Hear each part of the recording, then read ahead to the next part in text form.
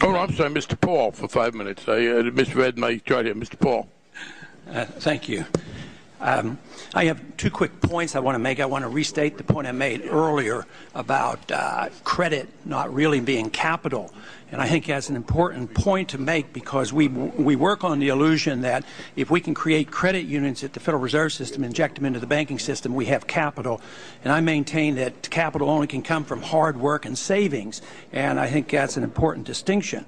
Also, Will the gentleman suspend? If members are leaving the vote, please do it quietly out of consideration for the members who are asking questions.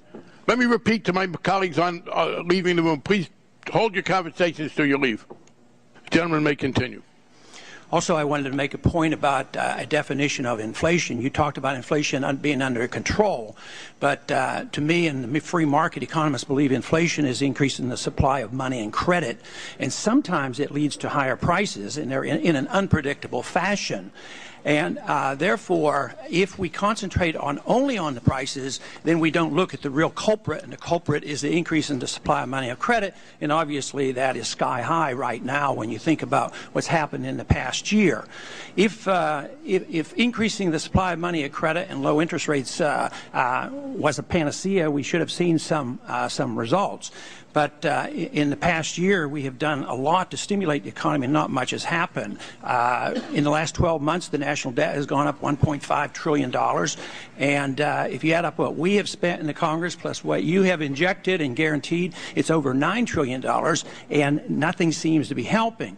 But I think our problems start a lot sooner than just last year. I believe they really started in the year 2000, and we were able to, with the help of the Federal Reserve and some housing programs, to re-inject and to once again inflate the bubble.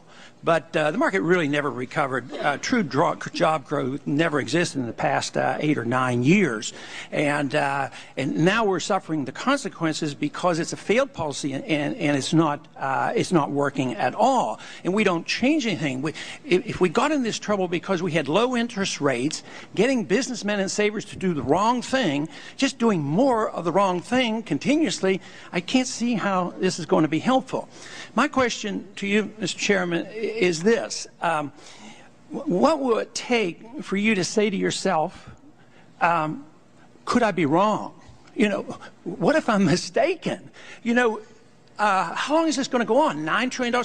What if, say, in 5 years from now, we're in a deep, deep slump with your definition of inflation? What if we have high prices going and the economy is very, very weak and unemployment is high? Would you say to yourself then, boy, maybe I really messed up. Maybe I was on the wrong track. Maybe the free market people were right. Maybe Keynes was wrong. Would you ever consider that, or are you absolutely locked into your beliefs? I'm always open to changing my mind when the facts change, absolutely. I mean, first I'll agree with you about credit and liquidity. The Federal Reserve has the capacity to provide liquidity against short-term lending against collateral. We cannot provide capital. We understand the distinction, and that's why the TARP and these other programs have been important. Obviously, the best kind of capital is private capital, and that's the objective, is to get the financial system in a condition that private capital will come back in. I would view one very important mark of success would be that private capital was coming off the sidelines, as Congressman Backus mentioned, and back into the financial system. In terms of the overall approach, I think I do have some historical evidence on my side. There have been many, many examples in the past of financial crises having very substantial negative effects on the economy.